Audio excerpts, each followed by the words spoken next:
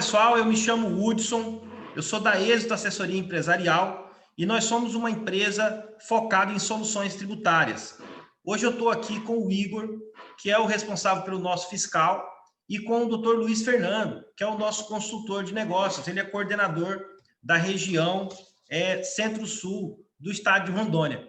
E o nosso papo de hoje é sobre negociações, né? Como é que eu faço para mim poder ter sucesso nas negociações? Até parece que não, mas negociação é uma coisa que faz parte da sua vida toda. A sua vida inteira você fez isso e às vezes você nem se deu conta. Então não é só quando você vai ofertar um produto ou um serviço para alguém, né? As pessoas fazem isso o tempo todo e às vezes nem se dão conta que estão negociando com outras pessoas, tá? Ó, quer ver um exemplo? Né? Quando você era criança e você ia lavar vasilha lá, lavar a louça lá para tua mãe em troca de você poder ir brincar, você estava negociando com a sua mãe, né? É que às vezes a gente não percebe, mas a negociação ela está presente então, né, em vários momentos da sua vida, né? Então, no seu trabalho, na sua profissão, né? Muitas coisas nem parecem negociação, mas na verdade você está lidando com uma negociação, né? Então, e tem aí muita coisa que você pode fazer para poder te ajudar na negociação. Na realidade, né, uma das coisas aí que a gente entende que é mais importante numa negociação e que muita gente se esquece disso é a questão da empatia, né? Então, quando eu estou me referindo quando eu estou me referindo à empatia, né, é você se colocar no lugar do teu cliente, no lugar daquela empresa que você está visitando, é você tentar entender do que ela precisa, quais são as necessidades delas, né? Tratar as dores do teu cliente, né? É isso que a gente chama de empatia. Porque muita gente, quando vai lá na empresa, ela está preocupada mais em resolver o problema dele, né? Principalmente os vendedores, os representantes comerciais. É muito comum isso daí. Ele está muito mais preocupado com o próprio sucesso dele, com o sucesso da venda, do que propriamente com a necessidade daquele cliente, com a necessidade daquela empresa. Então, o primeiro aspecto aí que eu queria, se é que a gente pode chamar isso de o grande start do sucesso na negociação, é justamente você buscar essa convergência aí, tá? A gente tem que sempre estar em primeiro plano, você tem que colocar em primeiro plano o sucesso do cliente, não o seu, né? O Igor quer falar alguma coisa aí, Igor? Nesse ponto aí, o doutor Hudson, é muito interessante essa sua colocação, porque, na verdade, o nome negociação muitas vezes pode até ser pejorativo, né? Que dá a entender para algumas pessoas que existe um lado a ser beneficiado em detrimento do outro lado. Enquanto que o que ocorre não é isso, uma negociação salutar é aquela que os dois lados ganham, né? Nesse nosso ramo de atividade, por exemplo, nós podemos perceber que muitos dos clientes, muitos dos potenciais clientes, eles ainda não têm nem a consciência de algum direito que eles têm, né? Eles têm um direito, têm algo, um retorno econômico, uma possibilidade, uma oportunidade, por exemplo, de uma recuperação de crédito tributário, e às vezes ele não tem consciência desse direito, e a abordagem que se faz nesse sentido, quando é franca, quando é honesta e quando é verdadeira, aquele cliente ele sente isso. Então a gente tem que trabalhar no sentido de demonstrar aquele direito que é inerente ao cliente e não simplesmente uma venda por si, né? É tratar aquela dor daquele cliente, em que ele possa visualizar uma oportunidade de crescimento, uma oportunidade de retorno financeiro, seguro, honesto, dentro da normalidade e que não tenha ali alguém simplesmente fazendo uma propaganda, fazendo um marketing, né? Isso é perceptível numa conversa, né? Na linguagem corporal, nos argumentos, porque quando aquele cliente ele mostra alguma eventual objeção ao que a proposta que a gente está fazendo, se existir realmente essa objeção, a gente precisa concordar com ele. Não, realmente isso daí não dá para a gente trabalhar por isso, porque ele percebe que o nosso trabalho é um trabalho que visa um resultado, né? Então, por exemplo, quando ele demonstra que não tem pretensão de tomar determinado caminho por conta de uma política da própria empresa dele. Se o advogado, a gente estiver insistindo para ele fazer da forma que a gente pensa, muitas vezes ele se sente acuado naquele sentido. Então é interessante que a gente escute, que a gente perceba a dor daquele cliente e ofereça uma solução real, possível, plausível, né? E outro ponto importante também, né, doutor, é que é normal quando você apresenta uma proposta, quando você apresenta uma possibilidade, igual o doutor Luiz falou, é normal o cliente, a outra parte, querer negociar. É normal ela achar que pode ter querer um benefício maior do que a gente já está oferecendo. E ali você tem que ter aí o time, né, de você levar essa negociação sem demonstrar que você está vendendo. Então, você vai levar ali primeiro o sucesso financeiro para a empresa e a consequência do retorno financeiro é consequência do trabalho, é consequência da negociação. Não pode ser o seu objetivo inicial. Não pode você colocar na frente o seu interesse de ganho, espécie, antes do que você gerar um benefício para o cliente. Então, o cliente ali ele vai sempre querer negociar e vai sempre querer conversar, e isso é normal da negociação, é normal da conversa entre as partes para chegar num comum que fique bom para para os dois lados, né? Tanto para a pessoa que está oferecendo o trabalho ou o serviço, tanto para a parte que está contratando ou comprando esse serviço ou esse produto. Olha, esses dois aspectos que vocês colocaram aí, eu achei muito importante. Primeiro porque, realmente, tem muita gente que erra nisso daí. Em vez dele ir lá e colocar o cliente no foco dele, ele coloca o próprio sucesso pessoal. Isso para o profissional da advocacia, principalmente para nós, enquanto advogados, né, é bastante ruim, porque você tem que gerar sempre valor no seu trabalho, né? Então, a sua preocupação não tem que ser o seu ganho financeiro, o seu próprio ganho financeiro, e sim o benefício que você está levando para aquela empresa, o benefício que você está levando para aquele cliente. Essa mudança de foco, ela faz total diferença na negociação, tá? O segundo aspecto aí que eu vou destacar, quando você está diante de uma objeção forte, né, como o próprio o doutor Luiz colocou aí, eu vou até usar aqui um exemplo, né, para a gente poder demonstrar na prática como é que funciona isso daí e como que você tem que se comportar numa negociação dessa, até porque muitas das vezes o cliente ali, ele impõe uma condição, ele exige que o trabalho ou o serviço tem que ser feito da forma como ele quer, e às vezes você pode ficar sem reação diante dessa circunstância, tá? E é normal isso aí acontecer, porque como o próprio Igor falou, na negociação, os clientes vão barganhar, porque eles estão procurando ali uma situação que seja mais confortável, que seja mais benéfico para ele. Ele sempre vai tentar isso, principalmente o empresário. Porque o empresário, gente, ele é formatado para isso. Desde a sua concepção, desde quando ele abriu a empresa, ele é treinado para isso. Então, ele sempre vai buscar ter alguma vantagem numa negociação. E isso não está errado, tá? Isso daí é o princípio dele, é assim que funciona. Ele sempre vai proteger o interesse dele, tá?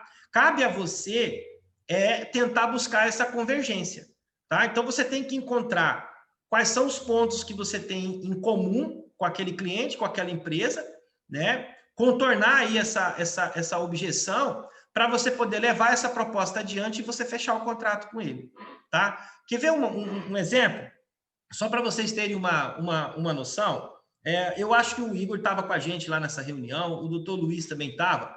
Recentemente, a gente fez uma visita, né? A gente não vai falar o nome aqui do cliente, claro, mas ele é do ramo de confecções. Tem uma rede de lojas no estado todo, uma empresa que é bastante grande e tem, juntando todas aí, deve ter aí na casa aí dos seus 150, 200 funcionários. Então, é uma empresa que tem uma perspectiva de crédito muito grande, principalmente na área do INSS, né? A gente tem aqui, inclusive, um produto, um serviço, né, que a gente oferece para essas empresas na área de auditoria do INSS, que a gente faz uma auditoria e apura esses créditos, né? E depois a gente leva o relatório lá para o cliente para ele poder compensar esses créditos, né? E esse trabalho, ele normalmente ele é feito, né, da forma administrativa. Só que nessa reunião que a gente foi, né, eu acho que o Luiz vai lembrar bem, o contador da empresa, ele colocou uma objeção forte com relação a isso. Ele não concordava que o trabalho fosse feito na esfera administrativa, porque ele entendia que tinha que ser na esfera judicial. E aí, ao invés de eu pegar e discutir com ele ou tentar convencer ele do contrário, a gente utilizou uma outra estratégia, né? Porque o que foi que eu pensei? Bom, em primeiro lugar, que eu não estava indo lá naquele dia para fechar o contrato com ele. Esse é um outro problema que nas negociações você tem que saber distinguir muito bem isso, tá? Toda negociação tem o seu ciclo, né? Então tem as etapas que o cliente percorre, que aquela empresa percorre até ela fechar o contrato com você. E nem sempre isso vai acontecer na primeira reunião ou no primeiro contato que você tem com a empresa. E você tem que ter isso muito claro na sua mente. Normalmente, a primeira reunião que você faz com o cliente é para você poder apresentar a proposta do seu trabalho. Daí, depois que ele fechar o contrato, ou que ele der o aceite na proposta, aí você vai levando ele para as próximas etapas, até você conseguir fechar o contrato e executar o serviço. Normalmente é assim que funciona em toda negociação. E nessa não era diferente. Só que o nosso negócio aqui, ele tem uma particularidade, que primeiro a gente tem que fazer a auditoria, levantar esses créditos, apurar, para depois eu submeter isso a contrato. E a gente estava discutindo uma etapa do trabalho que era posterior. Então, a preocupação dele era ainda não estava dentro do time da negociação. Mas ele não sabe disso. Evidente que não. A visão dele não é a minha. Eu que tenho que ter essa percepção, porque sou eu que estou negociando com ele, né? Então, o que eu fiz ali? Ao invés de eu tentar convencer ele do contrário, eu ajustei o time da negociação. Daí, o que foi que eu falei para ele? Não, primeiro eu deixei ele confortável. Olha, você vai poder fazer isso daqui, é a empresa que vai definir se ela vai fazer administrativo ou se ela vai fazer na via judicial. Só que a gente precisa primeiro fazer a auditoria, porque a gente nem sabe se tem crédito ainda. Então, olha lá, eu acabei postergando aquela negociação, aquela objeção que ele tinha ali para o início do trabalho, eu contornei ela e levei a negociação para o passo seguinte, né?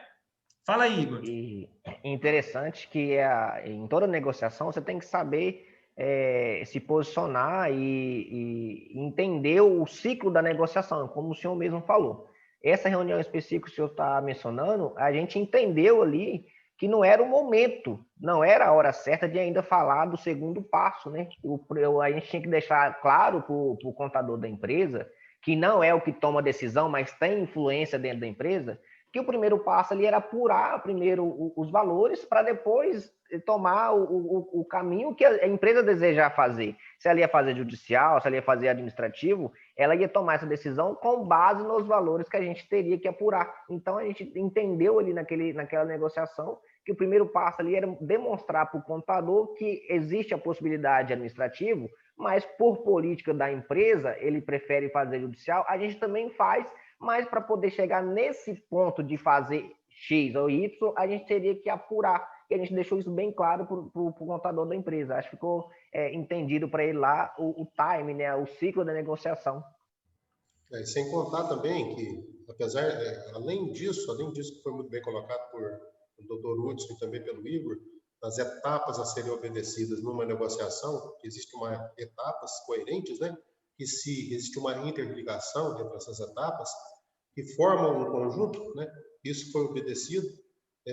Além disso, nós não estamos ali, quando a gente vai negociar com algum cliente, a gente não está para entrar em conflito com a política interna, com a política daquela própria empresa. Então, se é uma empresa conservadora e que se ela tem um entendimento por meio dos seus funcionários, né? Que ali no caso a gente estava conversando com o contador, se ele estava expressando o entendimento de que a esfera judicial era preferencial à esfera administrativa, porque existe uma política estabelecida naquela empresa. Numa negociação dessa, se a gente entra em confronto e começa a utilizar de pronto alguns argumentos que fazem menção que a esfera administrativa é vantajosa em relação à judicial, primeiro que a gente está entrando em conflito com algo que já está estabelecido naquela empresa. Existe uma política que aquele preposto obedece. Então, a gente não está ali para entrar nessa esfera conflitante. Mas se a gente escuta os argumentos dele em uma outra etapa, mas por que vocês aqui adotam essa postura mais conservadora? E eles vão mostrar os motivos. Por isso, por isso, por isso, por isso. Porque a gente é conservador, porque a gente precisa de uma segurança jurídica, e etc. e tal. Nesse momento, a gente tem a oportunidade de demonstrar que existe uma outra possibilidade, sem interferir e sem afrontar, sem entrar em choque com aquilo que já está estabelecido naquela empresa. Então, a gente oportuniza eles a expressarem, a exprimir a sua visão da política daquela empresa, escuta, e dessa forma a gente não está entrando em conflito. E num passo seguinte, a gente faz um questionamento. Mas eu gostaria que você me escutasse no seguinte aspecto.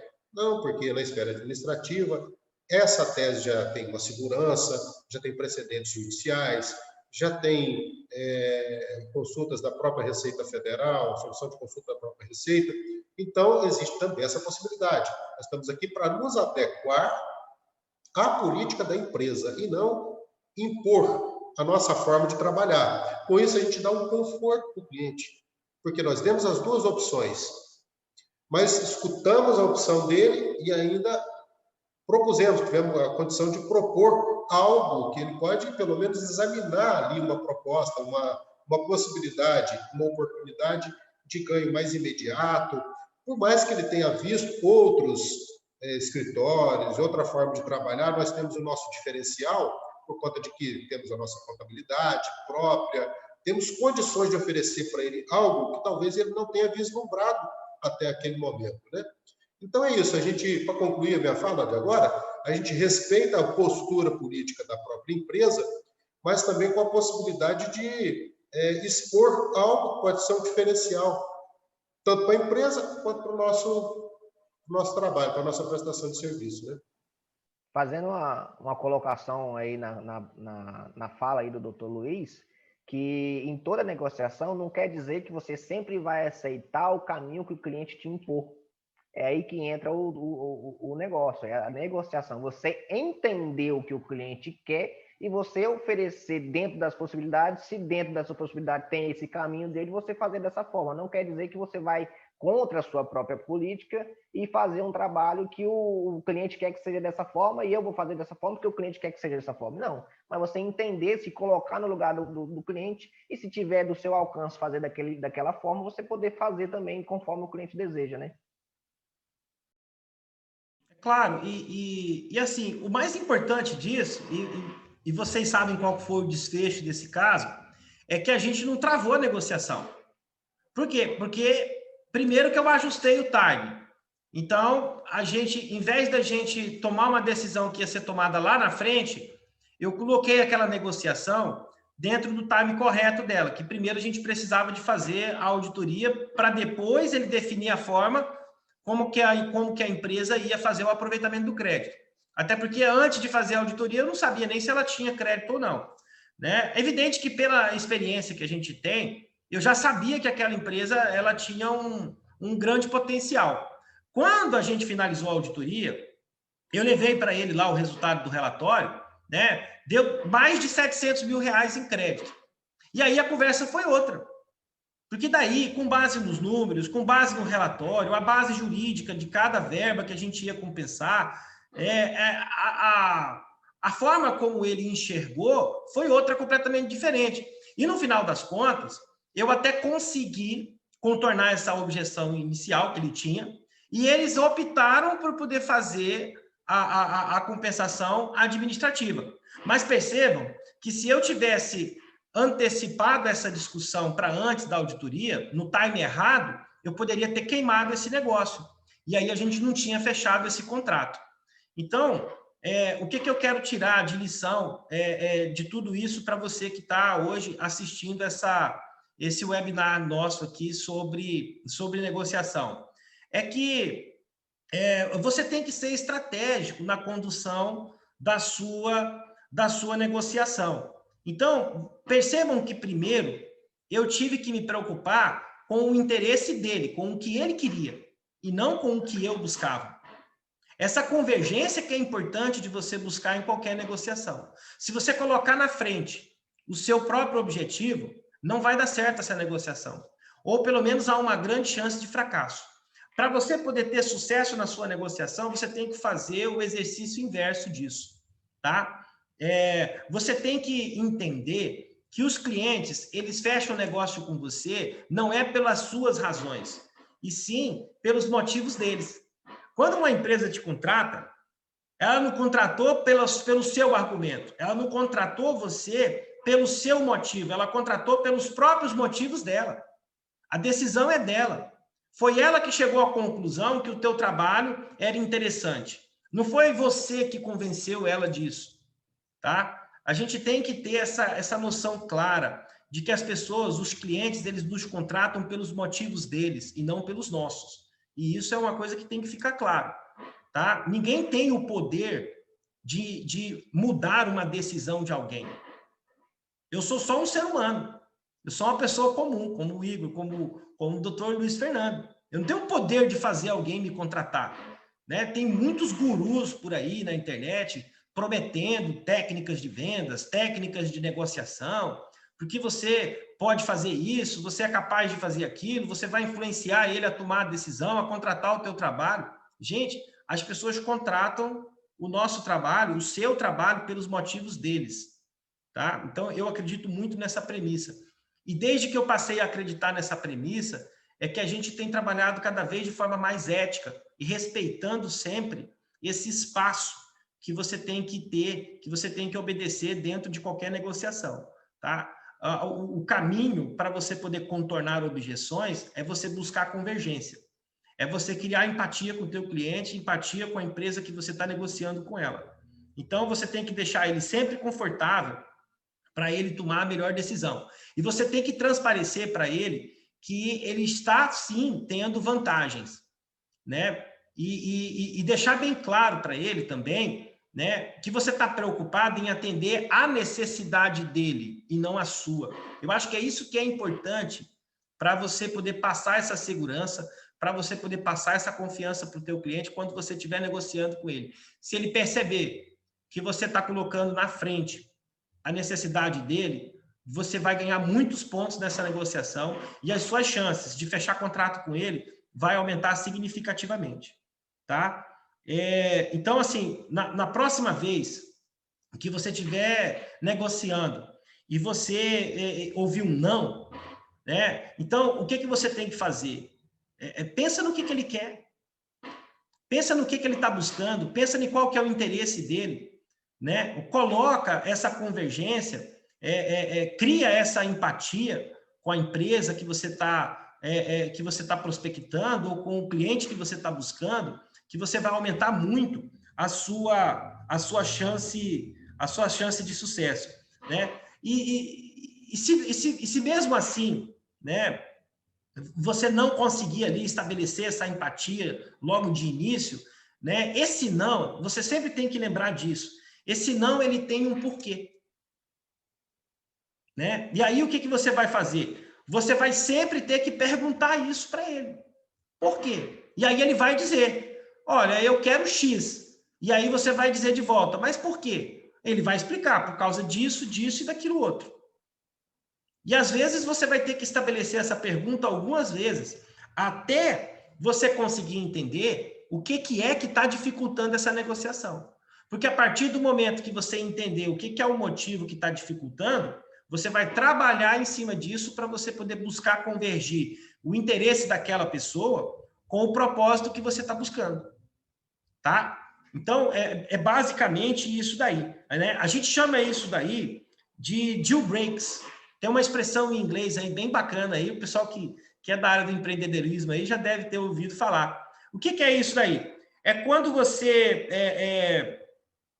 consegue entender o que está dificultando a negociação.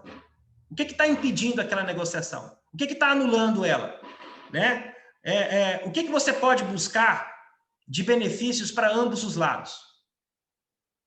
É aquilo que o professor Luiz Fernando falou ali, o Igor também colocou isso aí de maneira muito precisa. A gente tem que buscar equilibrar esses pontos. A negociação ela tem que ser vantajosa para as duas partes. Então, você buscar a convergência disso é de vital importância para você poder ter sucesso na sua negociação. Igor, quer finalizar aí?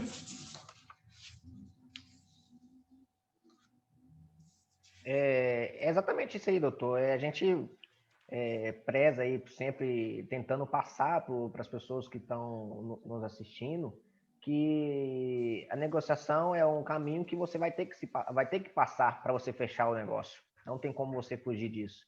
E você buscar o melhor caminho, esses gatilhos, né, digamos assim, a possibilidade de fechar esse contrato será bem maior. Doutor Luiz, suas considerações finais? Sim. Eu acho que, para resumir, é a gente entender a realidade daquele empresário, daquele potencial cliente, nos adequarmos àquela realidade, né? Construirmos um trabalho customizado diante de uma realidade e não buscar que aquele cliente se adeque à nossa forma de trabalhar. Com isso, essa palavra negociação, ela cria um aspecto de ganha-ganha. Os dois lados vão ganhar. Tanto aquele cliente, porque nós estamos nos adequando com a política dele, quanto o escritório que está angariando, que está prospectando mais o cliente. Isso não quer dizer que nós não possamos oferecer, externar, demonstrar novas possibilidades que podem até ensejar uma transformação na ótica daquele cliente. Então, realmente eu não tinha olhado por esse ângulo. Existe essa possibilidade que eu ainda não tinha examinado. E esse escritório, esse profissional, me despertou para uma possibilidade que até então eu ainda não conhecia. Né? Muitas vezes a gente pode, sem confrontar, demonstrar algo melhor para aquele cliente, mas respeitando os espaços. Então, eu acho que a negociação boa é aquela que existe ganho de um lado e ganho de outro lado. Esse é o nosso objetivo. Muito grato a todos. É isso aí. Bom, gente, olha só, esse foi o nosso primeiro episódio, tá? Da série Empreender, da Êxito Assessoria. Se você gostou desse vídeo aí, você faz um comentário lá no final, tá? Se você achar que ele serve para outro amigo seu, indique essa pessoa para a gente, por favor, tá ok? E se você quiser conhecer também mais sobre a nossa empresa, sobre o nosso trabalho, ou se você é contador e é advogado, e você se interessou pela nossa proposta, e você quiser se tornar um parceiro nosso, eu vou deixar um link aqui na descrição desse vídeo, para você poder clicar lá no nosso site e conhecer as nossas soluções tributárias, tá? Então é isso aí, gente, olha só, até a próxima, tá? Acompanhe a gente lá pelas redes sociais também, vou deixar aqui o link aqui para você poder acessar o nosso canal no YouTube, a nossa fanpage no Facebook e o nosso Instagram, tá? E a gente se encontra, então, na semana que vem, no nosso episódio número 2, tá bom, pessoal? Até a próxima! Forte abraço!